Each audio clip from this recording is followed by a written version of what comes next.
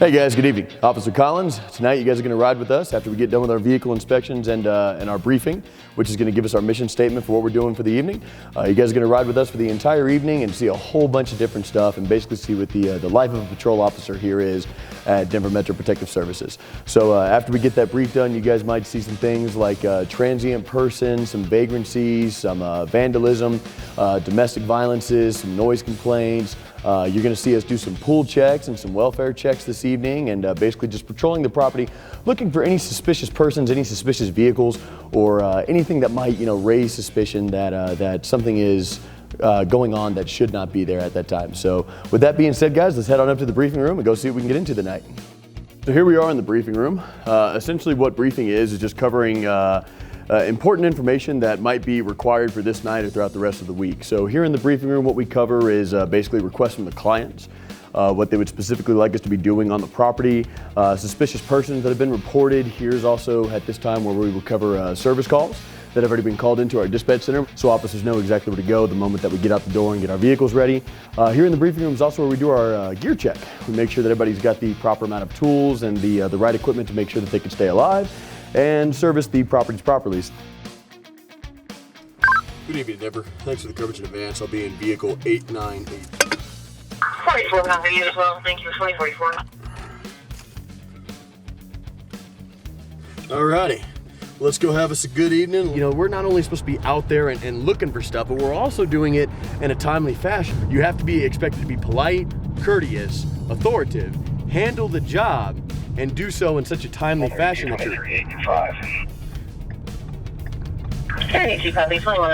that you're still done by 06. And so there's a lot of time management. So like tonight, now that I've got you with me, it's gonna be a little bit different. I got a little system, I check on when I'm 0.4 off, my seat belt's off. You'll see all that here in a second, because we're almost there. So what we're doing here right now is we're doing a pool check, just making sure that there's no acts of vandalism or criminal mischief going on in the pool area. And if we do see some residents inside the pool or hot tub area, it is closed right now, so we have to, politely ask them to leave. All right, so the hot tub area is clear. So this is something I've been watching really hard, because this has been scaring me, if you want to see this. This, I've asked the property owner a couple of times to fix. And so this is the kind of stuff we're looking for, okay? And if you look at it closely, it looks like someone was taking like a screwdriver or something and edging that out, or maybe someone got drunk and started rattling on this real hard. But you could pull this thing over really freaking easily right now and get into the leasing office. It's not like they can get into a residence from here, so I'm not super worried about somebody getting hurt, but it does look like somebody's been tampering with this gate. We are similar to a lot of security companies in a couple of ways, by the fact that we do have static positions, officers that sit around all night at one specific property and just observe, and they're there, that's their post all night. But Denver Metro blew my mind when I showed up. I didn't know that security companies like this existed. We're different because we go out, we do stuff, we look for stuff. We're driving all night long to different sites and different places. We're looking for different stuff. We're out and about, we're looking for stuff each and every single night. We're not just sitting at a static position all night long like once every week we'll find somebody suspicious. No, we're out and about, we're looking for suspicious persons. We're looking for evidence of break-in. We're looking for evidence of, criminal tampering on vehicles and stuff like that. And so that's how Denver Metro is different. Is he parked in a handicap zone with no identification on for a handicap?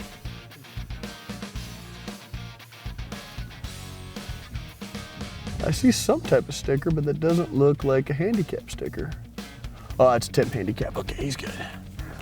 So, and that's the stuff we check for, our basic job here is to improve the overall quality of life and reduce crime so that the actual PD can get out there and bust out real criminals, And so sometimes we'll come across real criminals, but for the most part, our job is to make sure that people feel safe.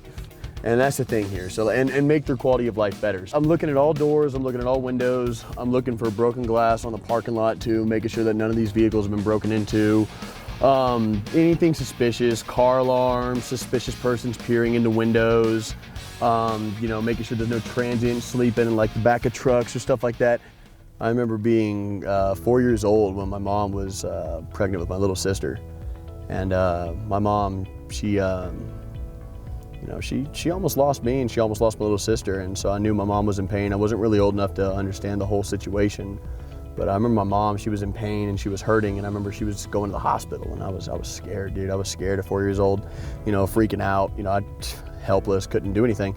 And I remember a family friend, his name was Officer Bobby. He was a Harris County sheriff's deputy, and he's been a great friend of the family since I was real little.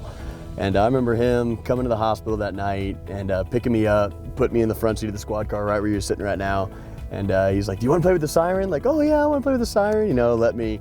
It was a different time in law enforcement back when you can get away with stupid stuff like that. And but I just remember that sense of safety I felt with him. You know, I remember feeling good and feeling like everything was okay.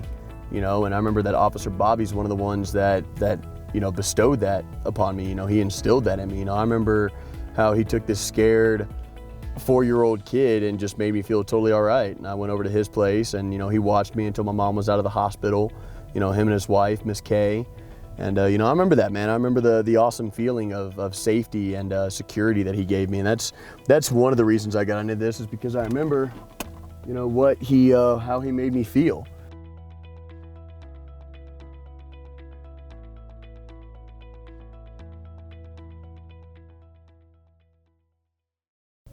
Who is this guy?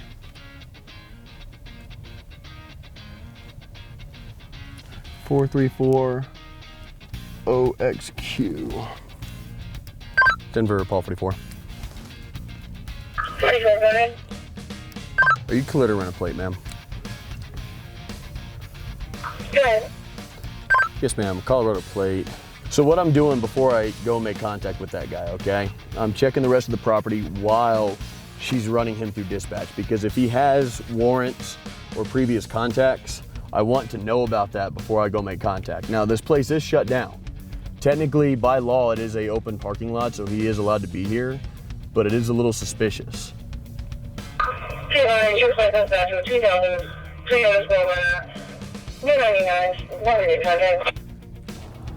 Copy, thanks. She says no previous contacts, no warrants, but I'm still gonna check it out 33 copy at 21. just to see what he's doing here. I'm making sure he's not looking for a target of opportunity, is what we call it in the military, okay? So we're gonna go say hello to this gentleman.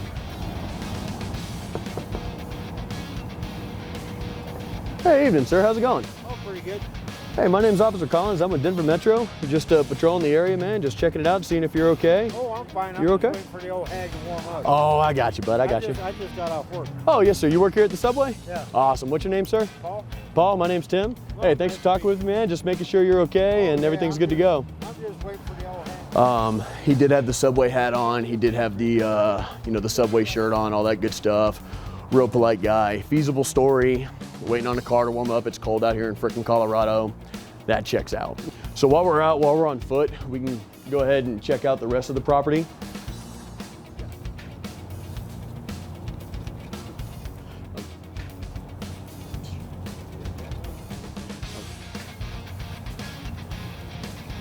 Just checking the doors. I'm looking for any signs of forced entry, burglary, broken glass, any alarms. Checking to make sure. Now the thing about okay, that's just a piece of plaster. It's not tampered, but that is going in the report that door is, someone could easily break into that. You know, even though it's not a bad guy or something like that, you know? If someone really wanted to get in there, all it would take was pulling that door open just a little bit, crowbar, screwdriver, that door's coming open, someone's unlawfully gained entry. So that's some of the stuff we do.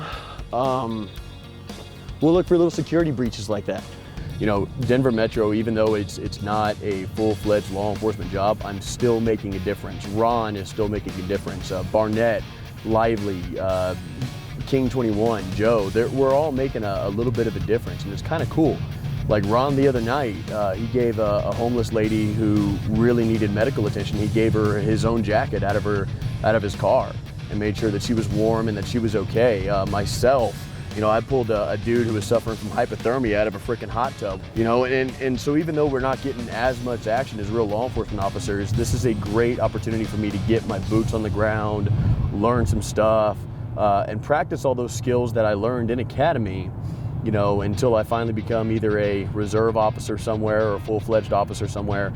But that's the cool thing about this job, is that even though I'm still not a fully certified peace officer yet, I'm still doing that job, and it's giving me an awesome opportunity just to try out things, to learn things, you know, to pick up stuff and build some rapport in the area. This is one of the actual lockups we have. Different routes have different amount of lockups. This is where we'll actually physically take a lock all the controlled access gates of the property while doing a pool inspection. But so the first thing we do is we check the area, the hot tub's over there, and I look, make sure no one's in there. What we'll do is we just open up the locks, feed it on through if it goes through. There we go. Check it, make sure it's secured.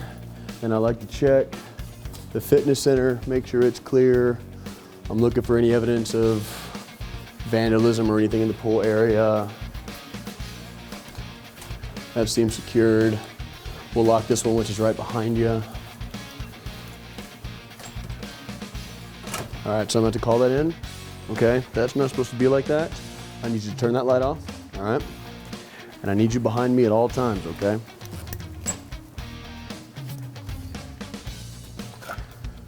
Denver Metro, if you're in here, I want you to come out now with your hands up. Identify yourself, do it now. I feel like I'm making a difference in the eye of nearby law enforcement, because I personally, just by feel, law enforcement usually believes that security is a bunch of guys that sits down, you know, in their squad cars all night, sleeps and does nothing. And that's what's different about Denver Metro. How I feel I'm making a difference and what makes Denver Metro different is I'm out and about and I'm doing stuff, you know. I'm out and about and I'm trying to find stuff. And the way that I act, the way that I present myself to local law enforcement, because we work with Boulder PD, Denver PD, you know, Adams County Sheriff's Office, we work with all of those guys.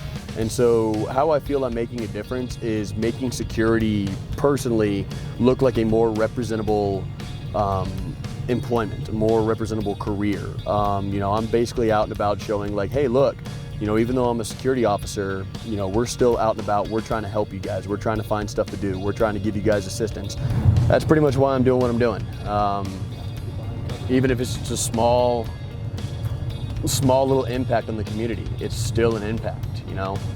I'd rather be a small part of the, you know, the solution rather than someone who sits and does nothing. All right. Sometimes you find stuff with that, sometimes you don't, man. That's just the name of the game sometimes. There we go. So now let us go and continue with the remainder of the pool lockup, which is why we were supposed to be here.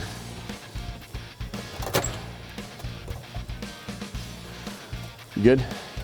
Yeah, so I'll take a photo of this real quick and show them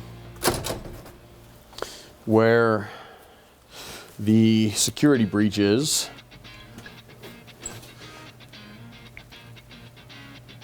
No, not selfie mode. We're heading to site 382 to do what's known as a pack hit. Pack hit is when we get multiple officers to go and patrol the property simultaneously. The issue we've been having with 382 is that it's a huge drug trafficking area.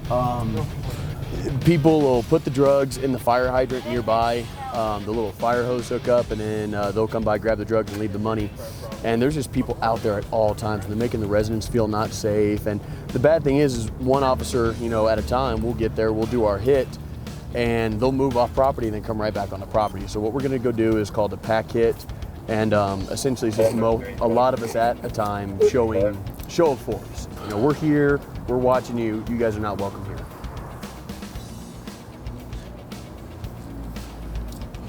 Check the fire hydrant. You want to check the fire hydrant?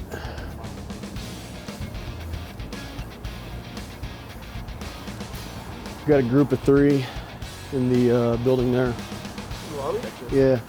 So, Josh, for you, this is where they'll put the drugs right here, and then they'll exchange the money right through here, so we always check it. You got a light? A lighter? You're not gonna smoke it, are you? Clear? Clear. Bunch of stuff here. Looks like a stolen purse.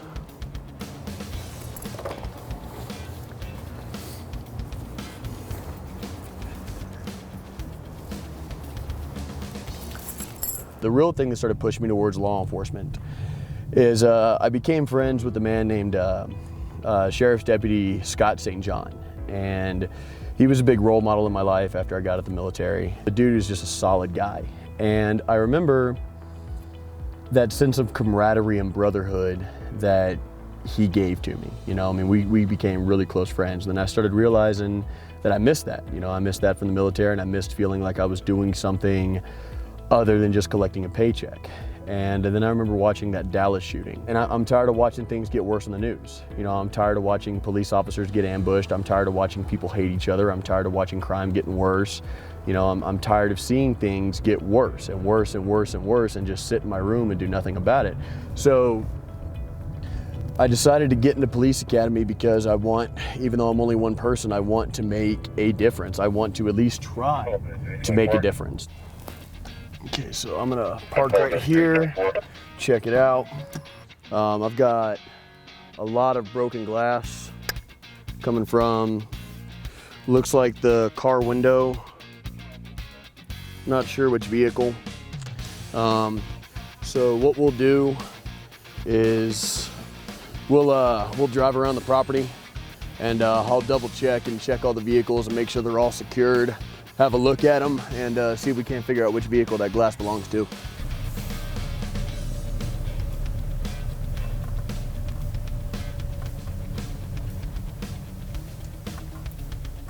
I feel like we're on that show Finding Bigfoot.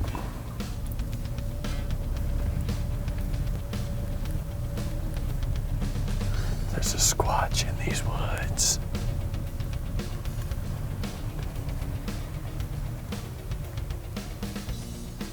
And what I'm looking for here, what'll be a telltale sign, is if he did break that window, or she or whomever broke the window, if it was intentional. What I should be able to see is a whole bunch of glass on the ground too, so I'm using the spotlight to also check the ground as well. Cookie crumbs. I like to contact people, let them know we're here, you know, try to build some rapport with actual property owners, stuff like that. Just be a nice, friendly face, say hello, give them a business card, let them know, hey, if you got a noise complaint, you know, if you see any suspicious persons or suspicious vehicles running around, let us know. You know, we're here to help. We're here to make them feel safer.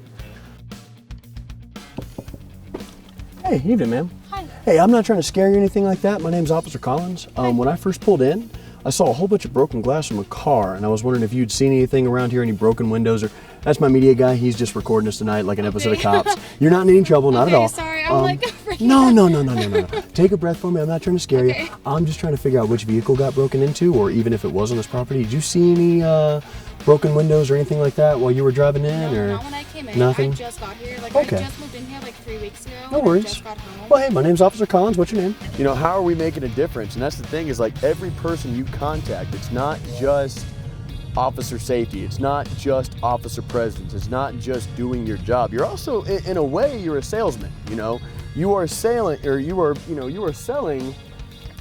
law enforcement professional,ism. And so that's the thing, is like, you know, she immediately, you could hear it on that. She's like, oh, I didn't know if I was getting pulled over. I was so scared. There's a cop walking up, blah, blah, blah. No. Hey, take it down. I'm not a police officer, you know, but I am here trying to figure out which vehicle got broken into. And that's the thing, you're selling professionalism. You're selling law enforcement. And so hopefully now, and for the rest of her life, she will sit there and think, oh, well, that was really nice. I met that law enforcement officer that, you know, he wasn't mean to me, he wasn't rude, you know, he made me feel safer when I started freaking out a little bit, you know, and hopefully she'll remember that. And hopefully that means that if she ever needs help, she's more likely to go and look for a police officer or look for a security guard rather than shun away from him, which seemed to be her initial instinct, you know? That was her initial instinct right there. It was like, oh God, you know, it's a man in uniform. What did I do wrong? Well, just because you see one of us, it doesn't mean you did something wrong. you know? And so how I feel I'm making a difference is that I just like making people feel safe. You've seen a couple times tonight, people give me high five and stuff like that. Hey, thanks for being here. And I love that. That's why I come back out and do it each and every single night, is because I love making people feel safe. I love, you know, making people feel secure. This is America. You know, we're supposed to be able to go to sleep at night without worry about crime or fear of crime, and we shouldn't be intimidated by criminal persons. And so that's the cool thing. Like, hey, we're here all night long. And one last thing before we rock out, guys, I do want to tell you, if you want more information, I want you guys to look this name up right here, Denver Metro Protective Services. Make sure you like or subscribe wherever my combat camera guy has got it on the TV right there. Make sure you click that button. Have a great day. I can see half the obstacles in my way. Crown Vic with codes this time, I'm in Sim's car. I'm going far, far, far. LT's pistol AR. Don't tell me you're recording that. No! Combat camera, you're done!